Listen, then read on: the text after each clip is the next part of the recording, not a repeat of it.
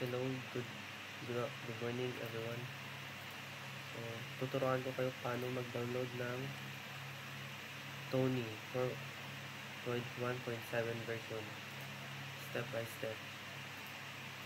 So, search nyo lang dito is Tony 4.1.7.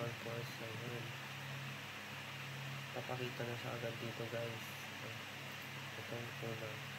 Tapos piliin nyo yung, kung naka-Windows kayo, piliin nyo yung for Windows.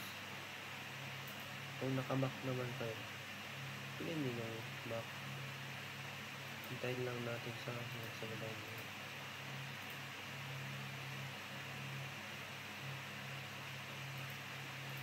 So, ayan.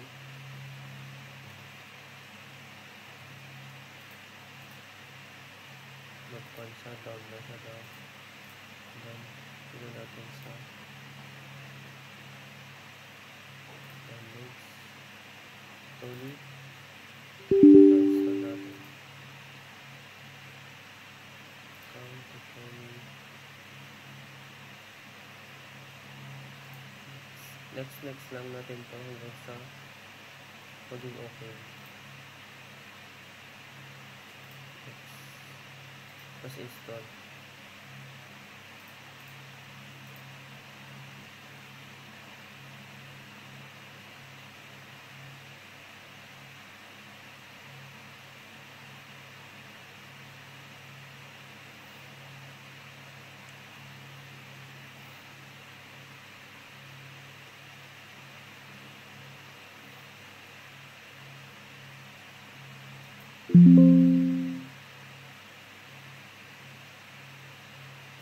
Kasi finish na natin siya. So, something further. Ay.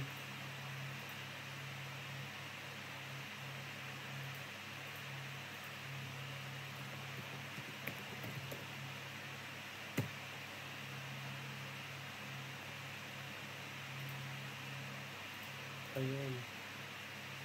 So, nandito na siya guys. Naisipan na. Ulitin ko. So, meron siyang features dito na file, edit, tsaka yung view run tools. So, ang dito sa file is ito. New. Which is mag-create siya ng new na tab para makapaggawa ulit ng ayan. Tapos yung shortcut niya is Ctrl N. Tapos kapag open naman is yung nagawa mo na dito siya. Tapos dito mo siya i-search.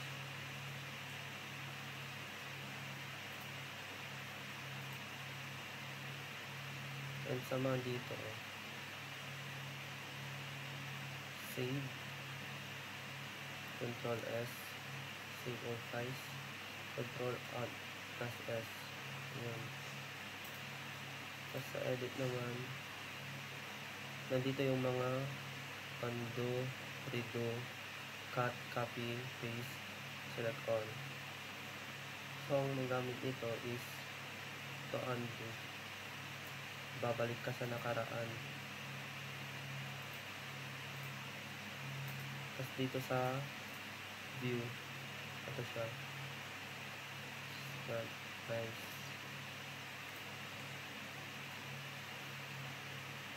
Kapag magra-run kayo guys, dito lang itapan mo. And may shortcut pa naman dyan sa run.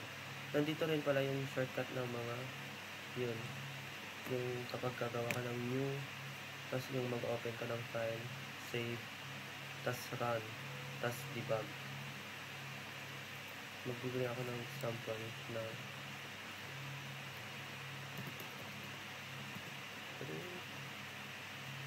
saan siya?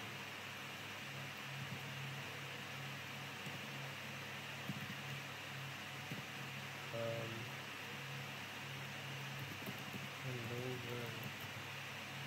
Then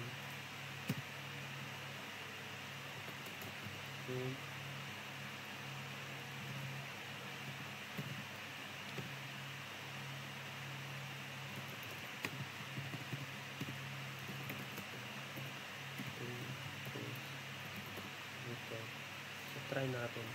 I-run kung gagana. Ayun, gumana siya guys. Ganun lang kasimple ang pag-install tsaka yung step by step. Pag-install step by step ng Tony Hack. Thank you.